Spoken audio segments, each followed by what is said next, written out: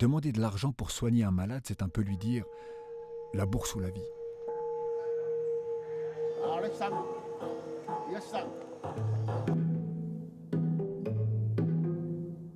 Yersin entendait beaucoup parler de Pasteur, bien entendu, des théories pasteuriennes. Il était très excité par ça, de même d'ailleurs par tout ce qui était nouveau. Il n'est pas forcément très impressionné d'ailleurs par cette rencontre, parce qu'il trouve que c'est un petit bonhomme qui n'est pas très aimable. Qui êtes-vous? Que voulez-vous? Ce bonhomme, c'est Monsieur Pasteur en personne. Je ne me le figurerai pas comme cela. Yersin est transporté par l'exposition universelle, il est transporté à des milliers de kilomètres de là et déjà il commence à rêver. C'est une espèce d'esquisse de ce qu'il va être dans un proche futur. La mer, les pêcheurs, les enfants, les gens humbles.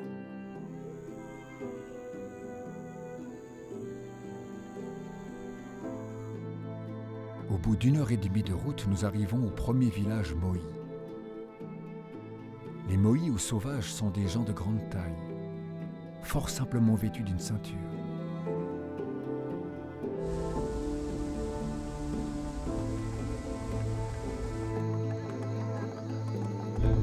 Ah oui, alors Touk, le pirate. Imaginez la situation dans laquelle se trouve un jeune explorateur qui apprend que ces pirates ont l'intention de massacrer un poste français. Donc Yersin décide de se lancer à la poursuite.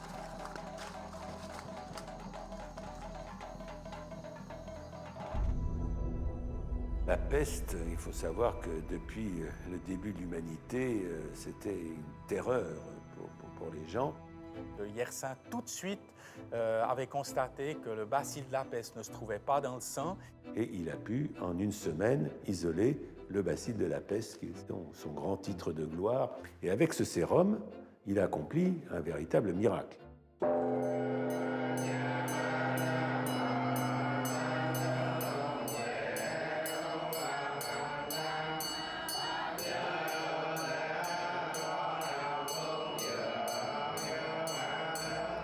Il avait le geste, que je reverrai toujours, de jeter quelque chose par-dessus son épaule.